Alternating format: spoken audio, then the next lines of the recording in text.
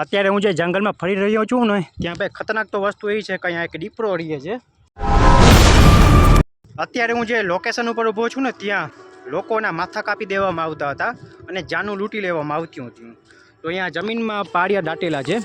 હું તમને બતાવીશ અને જૂનો ઇતિહાસ ઉજાગર કરવાની કોશિશ કરીશ, એટલે વિડીયોમાં કન્ટિન્યુ બન્યા રહેજો.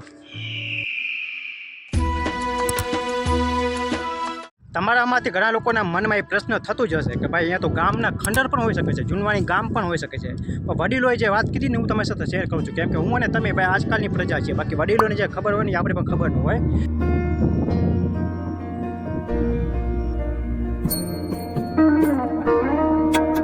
અને અત્યારે હું જે પણ વિડીયો બનાવું છું ને વડીલોની સલાહ લઈને પછી બનાવું છું. બાકી હું કોઈ હવામાં ફાયરિંગ નથી કરતો. જો આ લોકેશનમાં છે ને એવા ઘણા બધા સુરાપુરાની જેમ પાળિયા જમીનમાં દાટેલા છે, જોઈ શકો છો. હવે એ પાના છે ને કોઈ આજકાલના નથી, ઘણા વર્ષો, હજારો વર્ષો જૂના છે. સુરાપુરાની જેમ તમે જોઈ શકો છો નાખેલા છે. અને આ લોકેશનની અંદર આટલા જ એરિયામાં આવા તો ઘણા બધા છે. આપણે એના પહેલાં બતાવ્યું હતું ને અહીંયા આવેલું છે.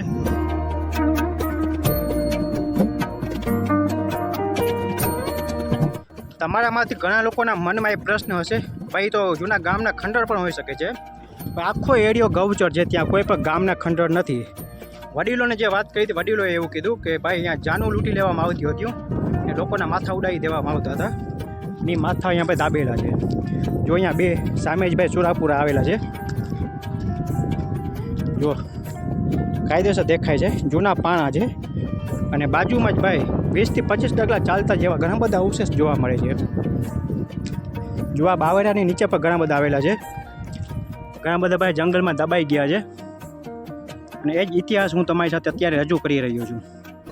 જો પથ્થર ઘણા બધા એવા છે અને બહુ જ જૂનવાણી છે, કાળા પથ્થર છે, તમે જોઈ શકો છો, કોઈ આજકાલના નથી. જો અહીંયા પણ એક પાળીઓ આવેલું છે અને ત્યાં તો ભાઈ નારિયેલ પણ વધારેલું છે, તમે જોઈ શકો છો.